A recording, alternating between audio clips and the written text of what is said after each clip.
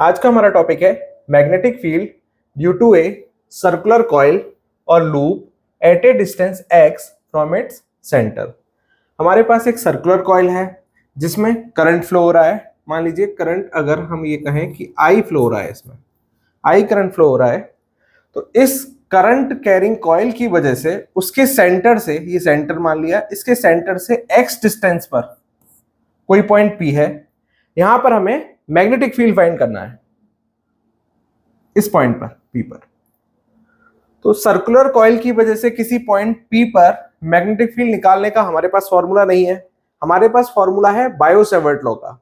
Biot-Savart law से हम किसी करंट कैरिंग कंडक्टर या एलिमेंट हो हमारे पास, उसकी वजह से हम मैग्नेटिक फील्ड निकाल सकते हैं। उसका फॉर्मूला क्या होता है? dB equals to mu naught upon 4 pi I dl cross r upon R cube. अगर ये यूनिट वेक्टर है तो फॉर्मूला ये बन जाएगा mu naught upon 4 pi I dl cross r cap upon r square. तो ये फॉर्मूला है बायो-सावर्ट लॉ का, लेकिन इसका इस्तेमाल केवल हम किसी करंट कैरिंग एलिमेंट की वजह से मैग्नेटिक फील्ड निकालने के लिए कर सकते हैं। तो हमने ये मान लिया, ये जो हमारी करंट कैरिंग कॉइल है, करंट कैरिंग कॉइल है, ये छोटे छोटे एलिमेंट से मिलकर बनी है। वो एलिमेंट यहां भी हो सकता है, यहां भी हो सकता है, पूरी कॉइल में कहीं भी हो सकता है, यानी बहुत सारे छोटे छोटे एलिमेंट से मिलकर बनी है। तो पहले हम उस एक एलिमेंट की वजह से P पर मैग्नेटिक फील्ड निकालेंगे। उसे निकालने के बाद हम ये मान लेंगे कि भाई पूरी जो कॉइल है ऐसे बहुत से एलिमेंट से मिलकर बनी होगी, तो उन सब की वजह से निकालने के लिए पॉइंट P पर हम क्या कर देंगे, उन सब का इंटीग्रेशन कर देंगे। तो पहले हम एक करंट एलिमेंट की वजह से पॉइंट P पर मैग्नेटिक फील्ड फाइंड करते हैं। किसकी मदद से? बायो-सावर्ट लॉ की मदद से।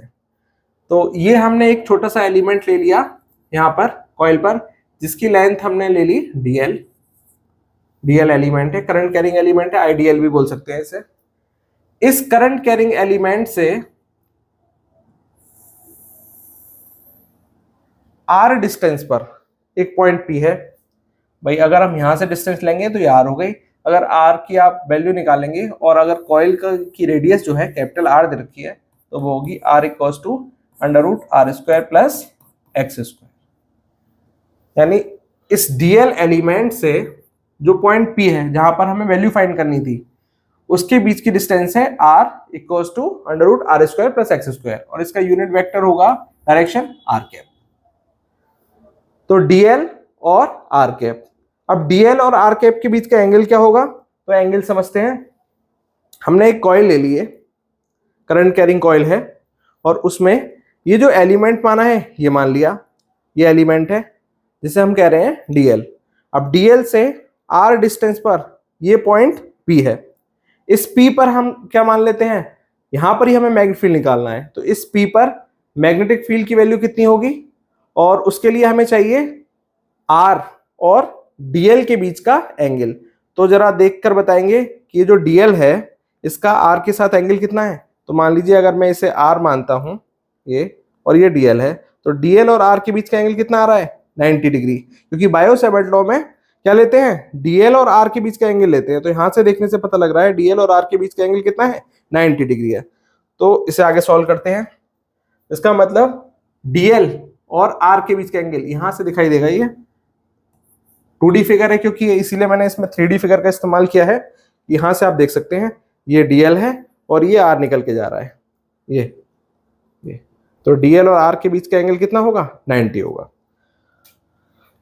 तो dl और r के बीच का एंगल लिख लेते हैं, यहाँ पर 90 है। तो हमारा db कितना हो जाएगा? db हो जाएगा mu naught upon 4 pi I dl sine 90 upon R square.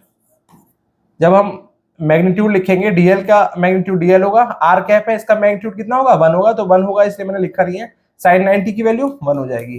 तो mu naught upon 4 pi I dl upon R square. ये क्या निकल के आ गया? ये मैग्नेटिक फील्ड निकल कर आ गया इस करंट एलिमेंट की वजह से। कहां पर? इस पॉइंट P पर। अब इस P पर इसकी डायरेक्शन क्या होगी? तो आपको पता है बायो सेवर्ट लॉ से कि मैग्नेटिक फील्ड की जो डायरेक्शन होती है वो dl क्रॉस r जिस डायरेक्शन में होगा उसके क्या होगी, उसी डायरेक्शन में होगी। मतलब dl क्रॉस r है जिस प्लेन में, उसके क्या होगी, परपेंडिकुलर होगी। यानी जिस डायरेक्शन में dl है और जिसमें r है उन दोनों के प्लेन के परपेंडिकुलर। तो अगर हम इसे देखें जरा कॉइल को, तो मान लीजिए ये dl है और ये आपका r जा रहा था, ये r है। तो इन दोनों का अगर प्लेन देखें तो प्लेन क्या हो गया, प्लेन ये हो गया dl और r का। तो इस प्लेन के क्या होगा, परपेंडिकुलर डायरेक्शन में आएगा मैग्नेटिक फील्ड। तो अगर हम इसे देखें तो मैग्नेटिक फील्ड इसके हिसाब से कुछ इस तरीके से होगा।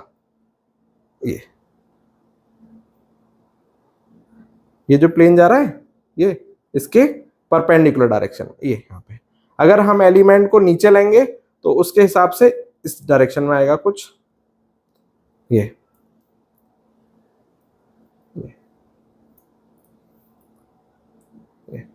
आ गया। इसे हम ड्रॉ करते हैं इस पर। ये आपका आर जा रहा था, इसके परपेंडिकुलर आया ये ऐसे, ये ऐसे ही मान लीजिए अगर ये एलिमेंट हमारा नीचे की साइड होता तो कहां पर आएगा, इसके लिए भी निकाल लेते हैं।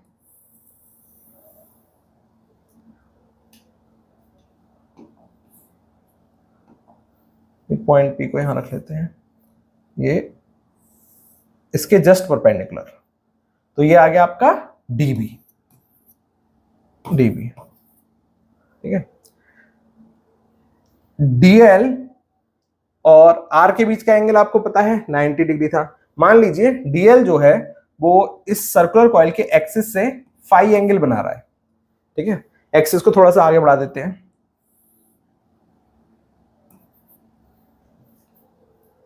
और ये तो हो गया आपका हॉरिजॉन्टल एक्सिस। वर्टिकल एक्सिस भी बना लेते हैं।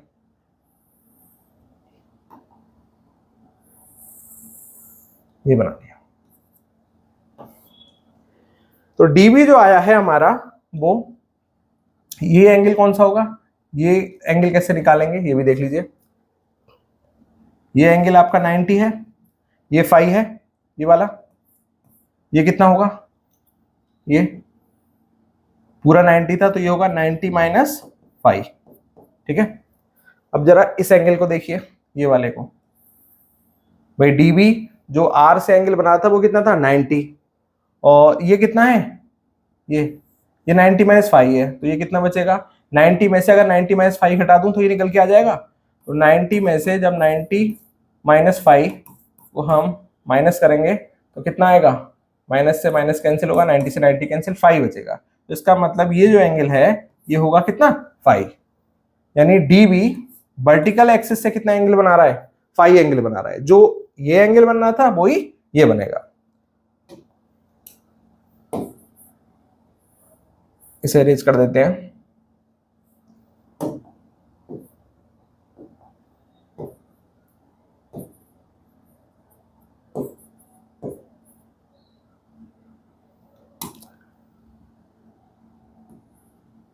फाइव एंगल आ गया।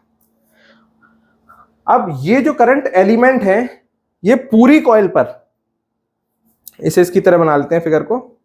ये आपका आ गया ये कुछ इस तरीके से। ये 2D फिगर है, ये आपको 3D में दिखेगी, जिसमें ये जो है आपका डीबी है, ये डीबी ये है। अगर ये एलिमेंट है तो इसका डीबी ये होगा, अगर नीचे एलिमेंट होगा तो इसका डीबी ये होगा। ये दोनों क्या हो गए, वर्टिकल एक्सिस, और ये क्या हो गया, एक्सिस सर्कुलर कॉइल का जो एक्स डायरेक्शन में, ऐसे भी पकड़ सकते हैं इसे। तो मान लीजिए ये जो सर्कुलर कॉइल पर एलिमेंट है ये यहां भी हो सकता है, कहीं भी हो सकता है। तो इसकी वजह से बहुत सारे डीबी आएंगे, है ना, और उनके कंपोनेंट भी बहुत सारे होंगे। तो पहले हम डीबी के कंपोनेंट ब्रेक कर लेते हैं। डीबी का अगर हम इस वर्टिकल डायरेक्शन में कंपोनेंट देखें यानी बाई एक्सिस के अलोंग, तो कितना होगा, डीबी कॉस फाइव। यहां भी क्या होगा, डीबी कॉस फाइव, और इस एक्सिस के अलोंग कितना होगा, डीबी साइन फाइव। और इसका भी क्या होगा, dB sin phi, dB sin phi. तो आप देख रहे हैं dB cos फाई जो है, दोनों एलिमेंट्स का मैंने अगर अपोजिट डायरेक्शन में लिए हैं तो dB cos फाई क्या आ रहा है, अपोजिट डायरेक्शन में आ रहा है। अपोजिट डायरेक्शन में कंपोनेंट होगा तो एक दूसरे को क्या कर देगा, कैंसिल आउट। मगर जो हॉरिजॉन्टल कंपोनेंट है वो किस डायरेक्शन में आ रहा है, वो केवल एक्स डायरेक्शन में आ रहा है, यानी इसका भी dB sin फाई और इसका भी, और दोनों सेम डायरेक्शन में है। और सेम डायरेक्शन में अगर कंपोनेंट होंगे तो ऐड हो जाएंगे। इसका मतलब अगर मान लीजिए ये एलिमेंट पूरे कॉइल पर फैले हुए हैं तो उन सब की वजह से जो टोटल मैग्नेटिक फील्ड आएगा वो कितना होगा, वो आ जाएगा V equals to summation dB sin phi. यानी कॉइल पर जितने भी एलिमेंट है सबको जोड़ लिया, उनके सबके वर्टिकल कंपोनेंट तो एक दूसरे से कैंसिल आउट हो जाएंगे, बचेगा कौन सा, केवल हॉरिजॉन्टल कंपोनेंट, और वो भी क्या, dB sin फाई। तो B बराबर हो गया समेशन dB sin फाई। अब इसमें हम करंट कैरिंग एलिमेंट कितने होंगे उन्हें गिन तो सकते नहीं है, तो इसलिए हम ये मान लेते हैं कंटिन्यूअसली है, वो कंटिन्यूअस होता है कोई फंक्शन तो लेते हैं इंटीग्रेशन जोड़ने के लिए। तो B बराबर आपका आ जाएगा integration dB sin phi.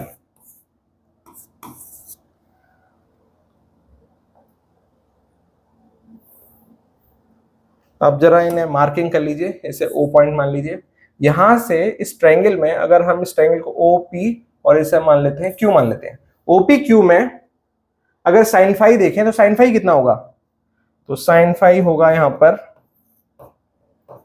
Perpendicular upon hypotenuse. Perpendicular हो गया R, हाइपोटेनस हो गया आपका स्मॉल r, यानी capital R upon small r। अगर स्मॉल r की वैल्यू रखें पाइथागोरस से तो होगी r square plus X square का अंडर रूट, यानी अगर इसे लिखें तो ये हो सकता है r upon under root r square plus X square. अब ये dB और sin फाई की वैल्यूज में पुट करते हैं। dV की वैल्यू हम निकाल चुके हैं पहले ही इक्वेशन 2 में, mu naught upon 4 pi I dl upon r square. sin phi की वैल्यू अभी निकाली है r upon under root r square plus X square. Solve करते हैं आगे, mu naught upon 4 pi I dl, इस r की वैल्यू भी पुट कर लेते हैं यहां से। r की वैल्यू क्या थी, under root r square plus X square थी, r square plus X square, और उसका क्या हो जाएगा, अंडर रूट है, अंडर रूट का होल स्क्वायर करेंगे तो अंडर रूट खत्म हो जाएगा, r upon under root r square plus X square. अगर इसे आगे लिख लें, mu naught upon 4 pi I dl upon r square plus X square, यहां पर क्या हो गया, ये अंडर रूट से स्क्वायर खत्म हो गया तो ये आ गया, और एक पावर और चल रही है इसकी हाफ, ये हाफ, और r और है ऊपर तो r लिख लिया। अब यहाँ क्या पावर है, ये r स्क्वायर प्लस स्क्वायर की 1, और यहाँ पर क्या है हाफ, तो 1 और हाफ कितना हो जाएगा 3/2 यानी कि 1.5। तो अब हम म्यू नॉट अपॉन 4 पाई को और I r इसे अंडर रूट से बाहर रख लेते हैं, r square plus X square की पावर हो गया 3/2, और इंटीग्रेशन में आएगा dl।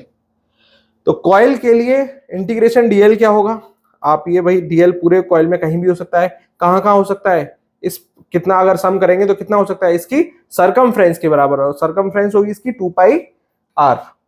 तो dl की वैल्यू आएगी, इंटीग्रेशन dl की वैल्यू 2 पाई r, ये आ गया mu naught upon 4 pi I r into 2 pi r upon r square plus X square की पावर 3/2।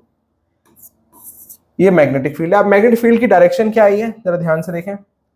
मैग्नेटिक फील्ड सारा कहाँ आया था, एक्स एक्सिस के अलोंग dV sin फाई के अलोंग, तो ये पूरा जो मैग्नेटिक फील्ड होगा उसकी डायरेक्शन क्या होगी, आई कैप, आई कैप।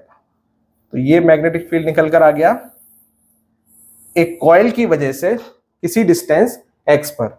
और भी सॉल्व कर सकते हैं इसे, अगर मान लीजिए कॉइल में n टर्न्स हो, इसे और अच्छे से लिख सकते हैं, B equals to mu naught upon 4 pi 2 pi I R square upon R square plus X square की पावर 3/2 आई कैप। अगर कॉइल में n टर्न्स हो तो इसका मैग्नेटिक फील्ड क्या आएगा, B equals to mu naught upon 4 pi 2 pi I R square upon R square plus X square की power 3/2, और इसमें n से और मल्टीप्लाई हो जाएगी, यानी जितने नंबर ऑफ टर्न्स होंगे कॉइल में उससे और मल्टीप्लाई हो जाएगी। तो ये मैग्नेटिक फील्ड आ जाएगा किसी सर्कुलर कॉइल के सेंटर से x डिस्टेंस पर, अगर उसमें n नंबर ऑफ टर्न्स हो तो ये होगा। अब आगे बढ़ते हैं। अगर मान लीजिए इस सर्कुलर कॉइल की वजह से इसके सेंटर पर ही मैग्नेटिक फील्ड पूछा है, यानी कि यहां पर मैग्नेटिक फील्ड पूछा है, तो x डिस्टेंस पर था तो पॉइंट P था, तो ये जो पॉइंट P होगा ये कहां पर आ जाएगा, सेंटर पर आ जाएगा। यानी हम फॉर्मूले में x की जगह क्या पुट कर सकते हैं, 0 पुट कर सकते हैं, तभी तो सेंटर पर होगा। तो यानी कि अगर सर्कुलर कॉइल के सेंटर पर मैग्नेटिक फील्ड पूछा है तो कैसे करेंगे, B बराबर था mu naught upon 4 pi 2 pi I R square upon R square plus x क्या होगा उसमें, ये जो x आ रहा था ये x क्या हो जाएगा, 0। मान लीजिए भाई सर्कुलर कॉइल के सेंटर पर पूछ रहे हैं, ये हमने क्या निकाला है, सेंटर से x डिस्टेंस पर। अगर सेंटर पर पूछ रहे हैं तो इसका मतलब x बराबर कितना हो गया, 0। तो इस फॉर्मूले में अगर x बराबर 0 पुट कर दोगे तो आ जाएगा सेंटर के लिए। अब ये 0 है, 2 से ये 2 कैंसिल, नीचे आ गया r की power q mu naught upon 4 pi 2 pi I R square, और नीचे है आर क्यू, ये आर स्क्वायर से एक आर कैंसिल हो गया, तो फॉर्मूला बन गया B बराबर mu naught upon 4 pi 2 pi I upon R. ये फॉर्मूला होता है सेंटर पर, किसी सर्कुलर कॉइल की वजह से उसके सेंटर पर मैग्नेटिक फील्ड का। एक चीज और, ये जो सर्कुलर कॉइल थी इसमें जो करंट फ्लो हो रहा है वो इस तरीके से हो रहा है, मतलब पीछे से जा रहा है और मतलब बाहर, मतलब आगे की तरफ से बाहर की तरफ ये बाहर आ रहा है, ये ऐसे, ठीक है। तो अगर हम इसमें राइट हैंड थंब रूल लगाएंगे तो भी मैग्नेटिक फील्ड एक्स डायरेक्शन में ही आता, देखिए ये अंगूठा शो कर रहा है मैग्नेटिक फील्ड की डायरेक्शन। अगर करंट कैसा आ रहा है, इस तरीके से, यही था ना ये।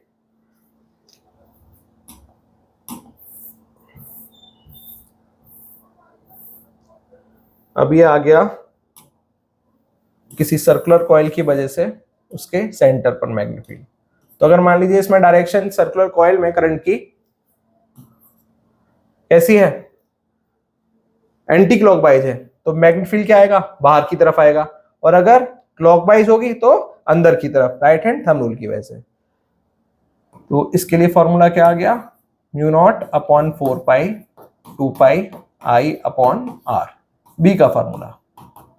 अच्छा, अगर इसमें ये पूछा जाए हमसे कि ये जो कॉइल है सर्कुलर कॉइल ना हो करके ये इस तरीके से सेमी सर्कुलर है, और सेमी सर्किल के सेंटर पर मैग्नेटिक फील्ड पूछ लिया जाए, तब क्या होगा, तब हम इस 2 पाई की जगह क्या पुट कर सकते हैं, पाई पुट कर सकते हैं, पाई आई अपॉन आर, ये होगा मैग्नेटिक फील्ड का फॉर्मूला। डायरेक्शन देख लीजिए, अगर क्लॉकवाइज है तो अंदर की तरफ जाएगा, अंदर की तरफ डायरेक्शन होती है तो इसे क्रॉस से शो करते हैं हम। अगर मान लीजिए कोई आर्क दे दे, ये आर्क दे दिया, इस आर्क की वजह से आप बताइए ये एंगल जो बना रहा है अल्फा बना रहा है इस पर सेंटर पर, तो इस आर्क की वजह से सेंटर पर मैग्नेटिक फील्ड क्या होगा, तो आप ये लगा सकते हैं formula B equals to mu naught upon 4 pi alpha I upon R, यानी जितना एंगल होगा उसे हम पाई के टर्म्स में रख देंगे और निकाल लेंगे। ये आर है, आर जहां की रेडियस है इस आर्क की, ठीक है। तो सेंटर पर पूछे किसी सर्कुलर कॉइल की वजह से या सेमी सर्कुलर या किसी आर्क की वजह से ही पूछा है तो हम मैग्नेटिक फील्ड निकाल सकते हैं। अब तीसरा केस आता है इसका, अगर इस सर्कुलर कॉइल की वजह से बहुत दूर कहीं मैग्नेटिक फील्ड पूछा जा रहा है, यानी ये जो एक्स डिस्टेंस है बहुत ज्यादा है कंपेयर में आर के, यानी कैपिटल आर के कंपेयर में एक्स बहुत ज्यादा है, तब क्या होगा फॉर्मूला? तो आपका जो फॉर्मूला आया था मैग्नेटिक फील्ड का, क्या आया था? ये आया था बी बराबर mu naught upon 4 pi 2 pi I R square upon R square plus X square की पावर 3/2। तो अब हमसे कहा गया है कि एक्स जो है बहुत ज्यादा है आर के कंपेयर में, तो उस केस में हम यहां से आर को नेग्लेक्ट कर देंगे। कुछ बच्चे पूछते हैं कि सर यहां से क्यों नहीं नेग्लेक्ट कर सकते? अरे भाई, नेग्लेक्ट केवल तभी करते हैं किसी चीज को जब दो चीजों की कंपेयर हो रही होती है, ठीक है। तो यहां पर हो गया B equals to mu naught upon 4 pi 2 pi I R square upon R हट जाएगा, नेग्लेक्ट कर दिया, एक्स स्क्वायर की पावर 3/2, ये 2 से ये कट गया, और mu naught upon 4 pi 2 pi I R square upon x की पावर क्यू। तो मैग्नेटिक फील्ड का फॉर्मूला आएगा, ये भी एक्स एक्सिस के अलोंग ही आएगा, ये v बराबर mu naught upon 4 pi 2 pi I R square upon x की पावर 3। तो यहां पर हमें ये पता लग रहा है कि जैसे जैसे सेंटर से दूर जाते जा रहे हैं मैग्नेटिक फील्ड की वैल्यू कम होती जा रही है। ये मान लीजिए सेंटर मान लिया हमने, वो यहां से अगर ग्राफ बनाए इसका तो कुछ इस तरीके से होगा, सबसे ज्यादा यहां पर थी,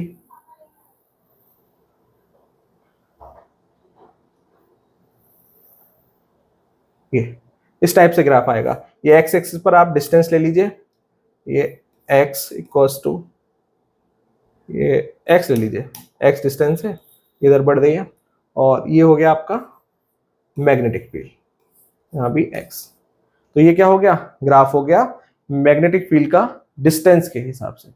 डिस्टेंस के हिसाब से आप देख सकते हो इसमें x की पावर q के इनवर्सली प्रोपोर्शनल आ रहा है मैग्नेटिक फील्ड, ठीक है। तो ये था हमारा डेरिवेशन किसी सर्कुलर कॉइल की वजह से किसी डिस्टेंस x पर, और वो डिस्टेंस कहां से होनी चाहिए? उसके सेंटर से होनी चाहिए। इसमें दो ही चीजें इंपॉर्टेंट है पूरे डेरिवेशन में, एक तो ये dl और r के बीच का एंगल। तो मैंने आपको बताया कि जो dl और r के बीच का एंगल होता है ये dl होती है, और ये उससे जाने वाली ये डिस्टेंस है, जिस पॉइंट पर p होता है वहां तक की डिस्टेंस ये r होती है, और dl और r के बीच का एंगल इस तरीके से ये दिख जाएगा आपको 90 है। ये एंगल है ये वाला एंगल नहीं है, बल्कि ये इधर है, इन दोनों के बीच का एंगल है यहाँ पे, ये वाला, ये वाला। और दूसरी बात, ये जो R और DL है, जो DB होता है, इन दोनों के क्या होता है? प्लेन के परपेंडिकुलर, इस टाइप से यहाँ पर होगा। फिर इसके कंपोनेंट ब्रेक कर लेते हैं, एक कंपोनेंट ये आता है और एक ये आता है।